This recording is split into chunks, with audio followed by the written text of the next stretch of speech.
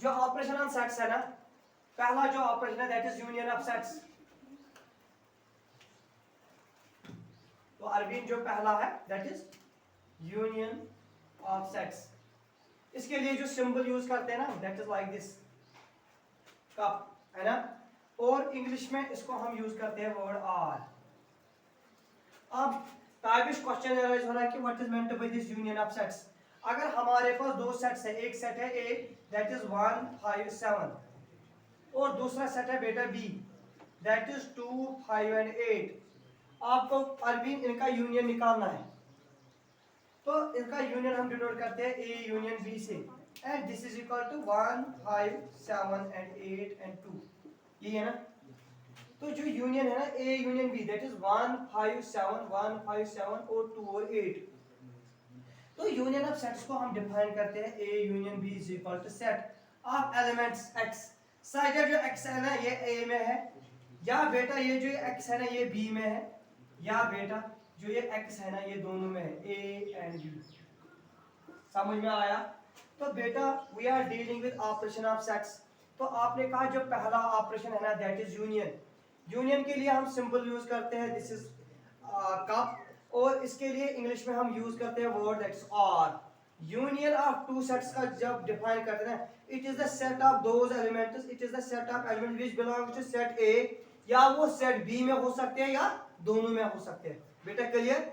जैसे अरबिन यहाँ आपने लिया 1 5 7 और फिर आपने लिया 2 और 8, आपने कहा सर 5 रिपीट हो रहा है, रिपीट वाले को नहीं लेंगे, बाकी जो सारे एलिमेंट्स है ए में या बी में या दोनों में होंगे उनको लेंगे। बेटा क्लियर। फिर अरबिन मुझे बताना एग्जांपल। इसमें हमारे पास सेट सी दिया है ए डी ई एंड एफ, और एक और सेट दिया है डी, उसमें लिखा है बेटा E F G and H. आप मुझे बता सी यूनियन डी क्या होगा। बेटा मैं लिखूंगा,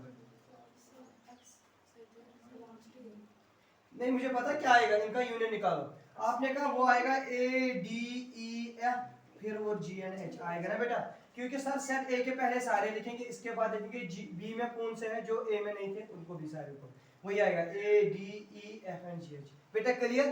तो union of sets is denoted by U, इसके लिए हम सिंबल यूज करते हैं R. It is defined as set of those elements which are in A or in O. बेटा clear. This was first operation that is union of sets. लिखना तो नहीं है। Okay. Operation number second is called intersection of sets. इसके बाद अरबिन आपको करके देना है इंटरसेक्शन ऑफ सेट्स। तो ताबिश इंटरसेक्शन ऑफ सेट्स के लिए हम यूज करते हैं symbol that is called cap this, और इंग्लिश में इसके लिए वर्ड यूज करते हैं हम एंड। मैं एग्जांपल दूंगा उसके बाद एक्सप्लेन करूंगा। आपके पास अगर सेट ए है ना 1 5 7 एंड 8, और दूसरा सेट है बी उसमें 7 8 9 और 10 है। अगर आपको इनका इंटरसेक्शन निकालना अरबीन ए इंटरसेक्शन बी, वो आएगा बेटा 7 और 8। तो आपने कहा ए इंटरसेक्शन का मतलब है x sided x belongs to A and x belongs to, तो बेटा या आप सिंपली कह सकते हैं इंटरसेक्शन का मतलब है common elements, common elements between the sets. दो सेट्स के दरमियान जो कॉमन होंगे दैट गिव्स इंटरसेक्शन। बेटा इंटरसेक्शन क्लियर। तो मुझे बताना अरबिन अगर आपके पास सेट सी दिया है 2 5 7 8, डी दिया है 2 7 8 9 11, मुझे आप बता बेटा सी इंटरसेक्शन डी क्या आएगा। Very good. 2 7 और 8 सारी कॉमन एलिमेंट्स हैं। Clear. This was all about intersection of sets. This was the second operation. बेटा यहां भी क्लियर। अब मुझे बता अगर आपके पास एक सेट है ए उसमें एलिमेंट है 1 2 3, दूसरा सेट है बेटा बी इसमें एलिमेंट है 5 6 7, इनका इंटरसेक्शन क्या है। Very good. आपने कहा ए इंटरसेक्शन बी, इनके दरमियान कुछ भी कॉमन नहीं है दैट इज 5, है ना। तो यहां पर आप एक टर्म लिखेंगे डिजॉइंट सेट्स।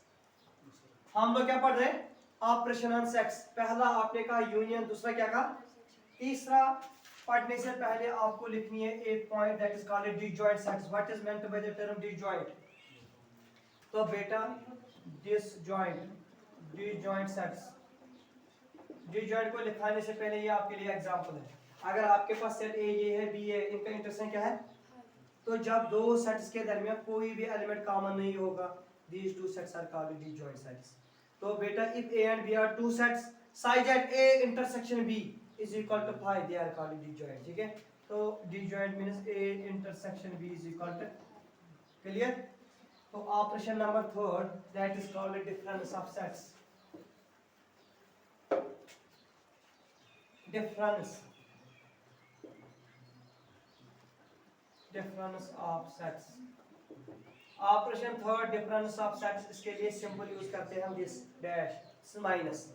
लेकिन इसको पढ़ने से पहले अरबीन में आपको दो पॉइंट सिखाऊंगा जिनका आपको आंसर देना होगा। आपके पास अगर सेट ए है 1 2 3 बेटा, दूसरा सेट है बी वो है 2 3 और 4, आप मुझे अरबीन ए यूनियन बी निकाल के दो और बी यूनियन ए। चलिए ए यूनियन बी आपने कहा 1 2 3, very good. B union A बता बेटा 1, तो ये सेम है ना, बिकॉज ऑर्डर इज इमिटेबल। तो A union B is equal to B union A, तो अरबीन लिखना आपने रख पे A union B is always equal to B union A. तो commutative law hold is in union, ये नोट करना, commutative law hold is in union. ये होता है कल आपने पढ़ा था लास्ट पे A plus B vector space में, तो A union B is equal to B union A.